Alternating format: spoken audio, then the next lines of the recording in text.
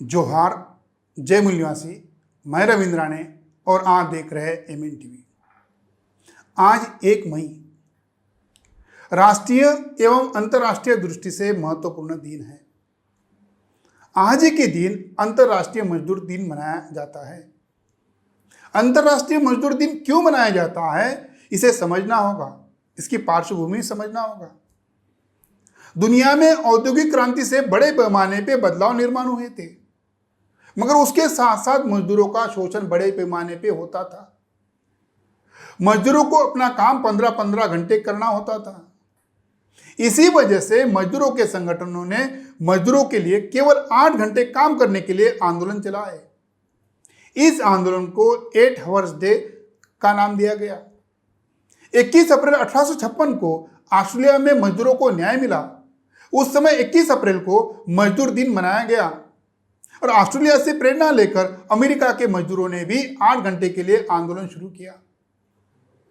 Chicago में police द्वारा हमला किया गया और इस आंदोलनकारियों में 6 लोगों की मृत्यु हो गई। मजदूरों के दिलों में पुलिसों के बारे में बड़े पैमाने पे गुस्सा फूटा। आंदोलन बड़े पैमाने चल रहा था और इसका बदला लेने के लिए पुलिस पर बम फेंके गए। इसमें 7 पुलिस और 4 नागरिक इनका मृत्यु हुआ। 8 लोगों को गिरफ्तार किया गया, उन्हें फांसी पर लटका दिया गया, मगर वास्तव में जिन 8 लोगों को फांसी दिया वह लोग गुनहगार नहीं थे। बाद में यह आंदोलन सफल रहा। मजदूरों को अच्छी तनख्वाह, 8 घंटे काम करना, यह सारी व्यवस्थाएं शुरू हो गई। अमेरिका में सितंबर के किसी एक दिन मजदूर दिन मनाया जाए, ऐसा निर्णय हुआ। आगे मजदूरों की समाजवादी और साम्यवादी पार्टियों ने शिकागो के उस हिंसाचार पर 1 मई को श्रद्धांजलि का कार्यक्रम मनाया। 1904 को अम्स्टर्डम में यहां हुई सेकंड इंटरनेशनल लेबर कॉन्फ्रेंस में 1 मई को 8 आवर्स डे मनाने का ऐलान किया। भारत में मजदूरों के सुधार के लिए सेकंड मजदूर कमीशन 1884 में गठित हुआ। इस एक्ट की वजह से मजदूरों की जो समस्या थी उसमें कोई सुधार नहीं हुआ। मजदूरों के नेता राष्ट्रपिता ज्योतिराव फुले के साथ ही सत्यशोधक मूवमेंट के अनुयायी नारायण मेघाजी लोखंडे, इन्होंने 1884 में मुंबई में पहली मजदूर कॉन्फ्रेंस लिया। इसमें 5500 मजदूरों का एक निवेदन सरकार को भेजा गया। इसमें हर रविवार को पेमेंट वाली छुट्टी, 14 घंटे की जगह 12 घंटे काम करना, 15 तारीख के अंदर मजदूरों को पेमेंट मिलना चाहिए और बाल मजदूरों को 7 साल की उम्र से 9 साल की उम्र की सहूलत मिलनी चाहिए। किसी मजदूर का काम करते समय एक्सीडेंट होता है, उसे छुट्टी में मेडिकल लीव का पेमेंट मिलना चाहिए, ऐसी व्यवस्था बनाई जाए। और जिस मजदूरों का काम करते हुए एक्सीडेंट हो गया उसके भविष्य में आर्थिक व्यवस्था मिलनी चाहिए, ऐसा निवेदन कोलकाता के गवर्नर जनरल को भेजा गया। नारायण मेघाजी लोखंडे जी ने जो मुंबई गिरनी कामगार संगठन का निर्माण किया, वो संगठन 1890 में बनाया। इसे बॉम्बे मिल हैंड एसोसिएशन कहा गया। नारायण मेघाजी लोखंडे, इन्होंने जो आंदोलन किया, इनके आंदोलन की वजह से 10 जून 1890 को अंग्रेजी शासन ने उनकी एक मांग पूरी की। वो महत्वपूर्ण है, रविवार को पेमेंट वाली छुट्टी देना, यह निर्णय लागू हुआ। भारत में मजदूरों के नेता अन्नाबू साठे थे। उन्होंने मजदूरों के लिए बड़ा संघर्ष किया। अन्नाबू साठे को 2 मार्च 1958 को पहले दलित साहित्य सम्मेलन को बुलाया गया। उसके उद्घाटन पर भाषण देते समय उन्होंने कहा कि यह दुनिया, यह पृथ्वी शेषनाग के मस्तिष्क पर नहीं बल्कि मजदूरों के हाथों पर है। अन्नाबू साठे ने, इन्होंने लेखकों को बताया जिनको दलितों का मजदूरों के हृदय के बारे में जानकारी नहीं है, उनको समझता नहीं है, वह आदमी मेहनत करता है, यह भी साहित्यकारों को पता नहीं है, तब उसे साहित्य नहीं कहा जा सकता है। उसे दलित साहित्य भी नहीं कहा जा सकता है, मजदूर साहित्य भी नहीं कहा जा सकता है। यह मजदूर ऊंचे ऊंचे इलेक्ट्रिक खंभों पर चढ़कर इलेक्ट्रिक वायर जोड़ते हैं, खदान के ऊपर चढ़कर उसे बारूद की ब्लास्ट करते हैं, लोहे के कारखानों में काम करते हैं।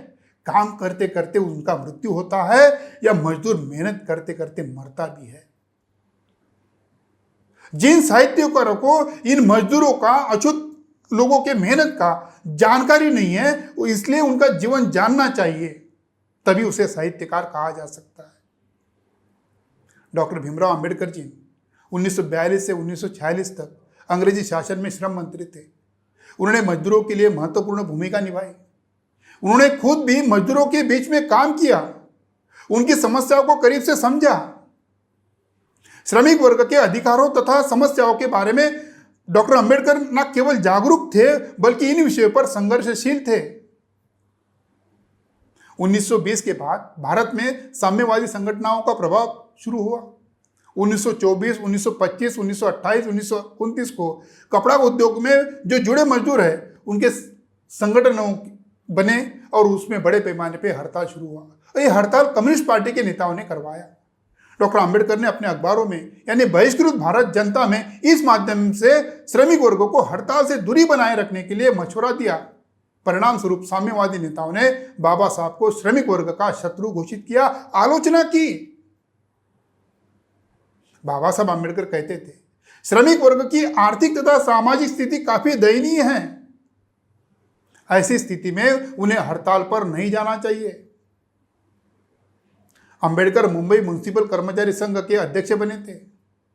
15 सितंबर 1938 को मुंबई विधानसभा में मजदूरों द्वारा हड़ताल करने के रोकने के लिए इंडस्ट्रियल डिस्प्यूट बिल लाया गया, तो उन्होंने इसका जमकर विरोध किया।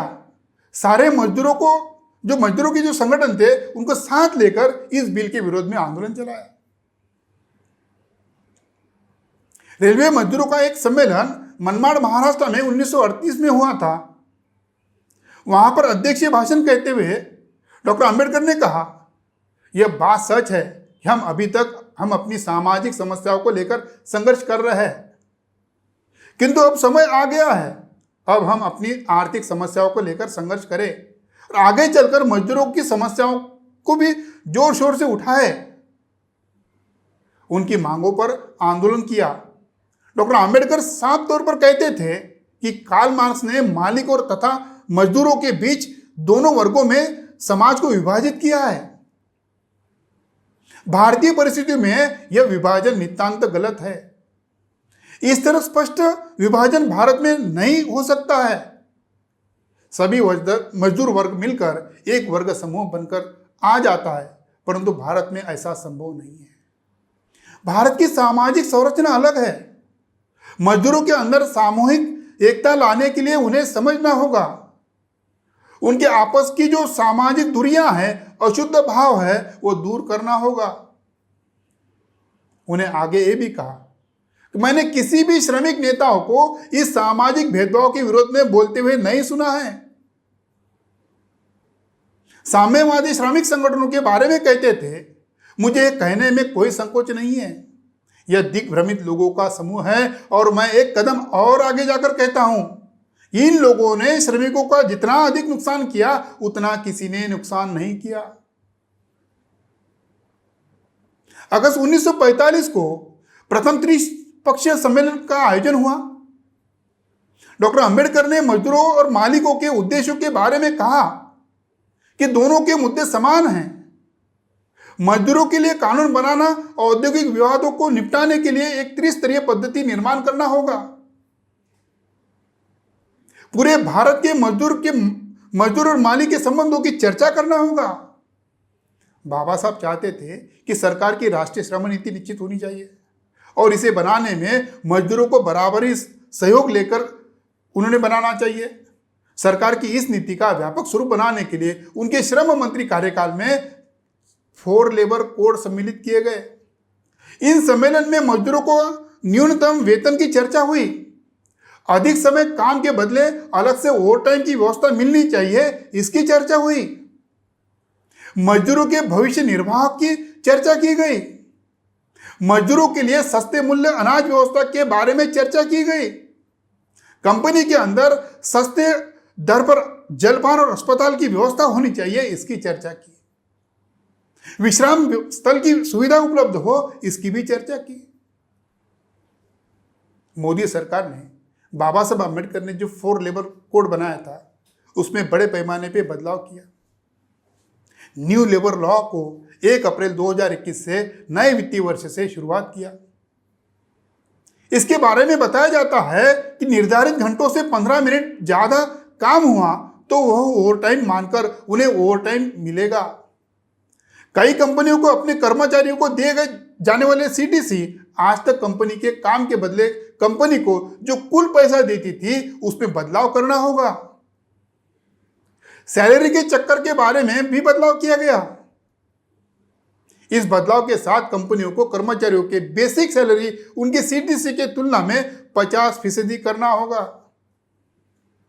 नए कानून के तहत किसी भी कर्मचारियों का कुल वेतन से 50% ज्यादा नहीं हो सकता है। नए कानून के तहत हफ्ते में 3 छुट्टियों का मजदूरों के लिए प्रावधान किया गया। अगर 4 दिन में 48 घंटे काम कर लेते हैं उनमें 3 दिनों की छुट्टी का अधिकार मिलेगा। इसके लिए कर्मचारियों को रोजाना के हिसाब से अपने घंटे के काम बढ़ाने होंगे। यानी आप 8 घंटे काम करते हैं तो आपको 12 घंटे काम करना होगा, तभी 4 दिन में 48 दिन पूरे हो जाएंगे। वर्तमान युग में वर्किंग 8 घंटे का है। यह नए लेबर लॉ बनाकर भारत सरकार ने लोगों का जो मौलिक अधिकार है उसे वंचित करके पूंजीपतियों के हाथों में मजबूत करने का काम किया और श्रम संघों से बिना विधिवत परामर्श न करते हुए नए कानून लाए। भारत सरकार ने बाल श्रम कानून को निरस्त किया। ठेकेदारी प्रथा अब गैर कानूनी नहीं रही। बोनस एक्ट खत्म होने के साथ मालिकों की मजबूरी भी खत्म हो गई। अब 8 घंटे से काम का अधिकार खत्म कर मालिकों को और ओवरटाइम लगाने की अनिवार्यता को इजाजत दे दी। महिलाओं की नाइट शिफ्ट में अधिक वो महिलाएं असुरक्षित हो जाएगी, असुरक्षित काम करेगी। 5 प्रवासी मजदूर कहीं एक राज्य से दूसरे राज्य के लिए रोजगार के लिए जाएंगे, उनका पंजीकरण आवश्यक नहीं है। फिक्स एम्प्लॉयमेंट को बढ़ावा देते समय नौकरी और असुरक्षित हो गई। जब मालिक चाहेगा उस मजदूर को रखेगा, अन्यथा नहीं रखेगा। निजी कंपनी के मालिक अपने लोगों को लगातार यूनियन बनाएंगे और कामगारों का शोषण करने के लिए काम करेंगे। 300 से अधिक काम करने वाले लोग हैं, वो मैनेजमेंट जो करेगा, कंपनी का जो मैनेजमेंट होगा, सरकार को बिना बताए लोगों की छटनी कर सकता है और पूंजीपतियों का यह रास्ता साफ हो गया। श्रम संघों को मजदूरों के हित में हड़ताल करना आसान नहीं रहा। भले ही लोग अधिकारों से वंचित रहे, मर भी जाए। वर्तमान में ईसीआई, ईपीएफ जैसे 6 कल्याणकारी योजना अच्छी तरह से काम कर रही थी।